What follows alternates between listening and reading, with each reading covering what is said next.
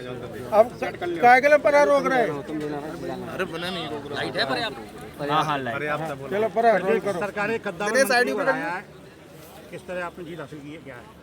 ये तो जनता का आशीर्वाद है। जो सेवा मेरे स्वर्गीय पिताजी ने, हमारे परिवार ने अटेर क्षेत्र की पिछले 45 वर्षों में करी, ये उसका परिणाम है कि जनता ने भी मुझे अपना बेटा मान करके आशीर्वाद दिया और न सिर्फ चुनाव जिताया बल्कि प्रचंड बहुमत से मुझे चुनाव जिता करके विधायक निर्वाचित किया है।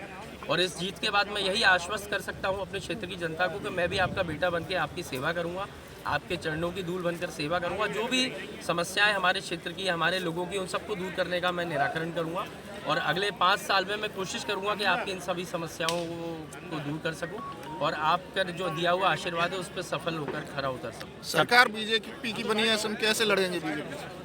नहीं देखिए, लड़ाई तो तब लड़ी जाती है जब सुनवाई नहीं होगी। पहले तो मैं कोशिश करूंगा कि जो भारतीय जनता पार्टी के नेता हों उनको कोई अटेर क्षेत्र से घृणा नहीं है।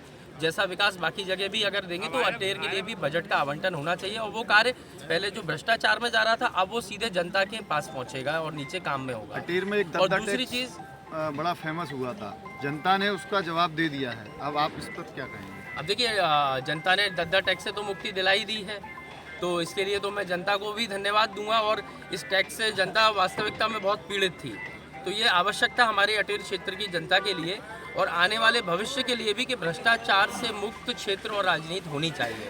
तो मैं उसके लिए क्षेत्र की जनता को धन्यवाद दूंगा कि इतने लंबे मार्जिन से जिताया है। तो अगली बार कोई भी अन्याय, कोई भी झूठी FIR करने से पहले या भ्रष्टाचार करने के पहले या दद्दा टैक्स लगाने के पहले 1000 बार सोचेगा।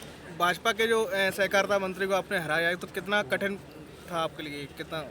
नहीं, मुझे उसमें ज़्यादा कोई कठिनाई नहीं लगी क्योंकि मंत्री जी को मुझसे पहले उनके भ्राताश्री ने ही हरा दिया था।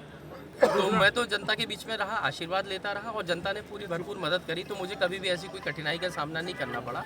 मुझे पहले दिन से ही अपने अंदर विश्वास था कि इस बार मैं चुनाव जीतूंगा बहुत अच्छे मतों से और मैं आपको कहता भी रहा था जब से मैं चुनावी मैदान में आया था और अंततः आज चुनाव जीता हूँ। तो मैं वही बात दोहरा रहा हूँ, अपने क्षेत्र की जनता को धन्यवाद आपके देते सामने हुए। समस्या आएगी, सरकार प्रदेश में आपकी नहीं बन रही है, बीजेपी की बन रही है, तो लोगों की समस्या किस तरह निपटाएंगे आप? देखिए, मेरा तो स्वर्गीय पिताजी ने पूरी संघर्ष की राजनीति करी है, तो समस्याओं का हम लोग लड़ाई लड़ेंगे। बाकी ये है, पहले हम लोग प्रार्थना करेंगे जो भी मुख्यमंत्री भारतीय जनता पार्टी जिसको भी बनाती है, तो क्योंकि वो मुख्यमंत्री पूरे प्रदेश के हैं, 230 सीटों के हैं, एक सिर्फ भाजपा जहाँ जीती उन सीटों के नहीं है। पहले तो मैं उनसे प्रार्थना करूँगा कि भेदभाव की राजनीति ना हो और यदि वो मेरी प्रार्थना को स्वीकार नहीं करते हैं तो क्योंकि जनता ने मुझे विधायक बनाया है तो मैं विधानसभा के अंदर पटल पे अपने लोगों की लड़ाई लड़ूंगा और ज़्यादा से ज़्यादा विकास कार्यों को अपने क्षेत्र में खींच कर लाने के लिए प्रयास करूंगा। और मुझे विश्वास है कि अपने स्वर्गीय पिताजी के आशीर्वाद से मैं यहाँ पर काम करवा करके जनता का विश्वास जीत के दिखाऊंगा। ठीक।